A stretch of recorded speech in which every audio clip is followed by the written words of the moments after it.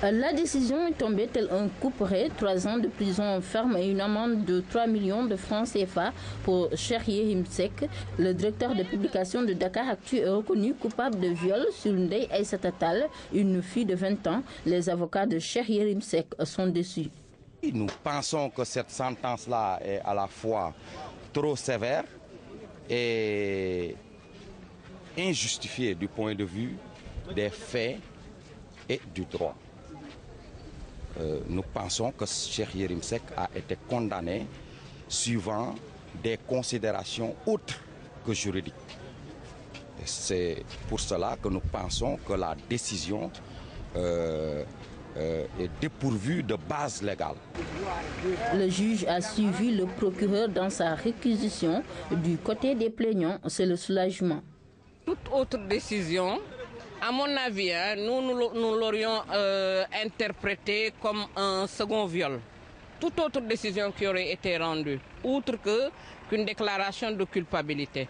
Maintenant qu'une déclaration de culpabilité a été rendue, moi je pense que c'est ce qu'il y avait de plus important. Ce qu'il y avait de plus important, c'est qu'il ait été reconnu coupable.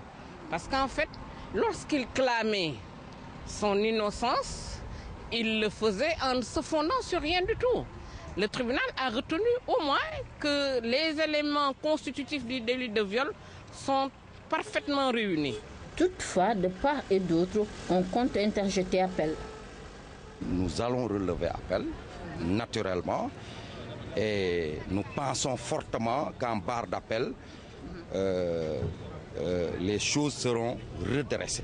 C'est-à-dire que justice lui sera rendue, parce que tout le monde sait que dans cette affaire, le viol n'existe pas. Le juge a dû retenir, pour le condamner à 3 ans, le juge a dû retenir des circonstances atténuantes. À notre avis, il ne peut pas bénéficier de circonstances atténuantes. C'est la raison pour laquelle certainement nous ferons également appel. En attendant, Cheikh Yérim Seck retourne à la maison d'arrêt de correction de Rebeuss où il a élu domicile depuis le 8 septembre. L'affaire de mœurs continue de susciter des commentaires sur la place.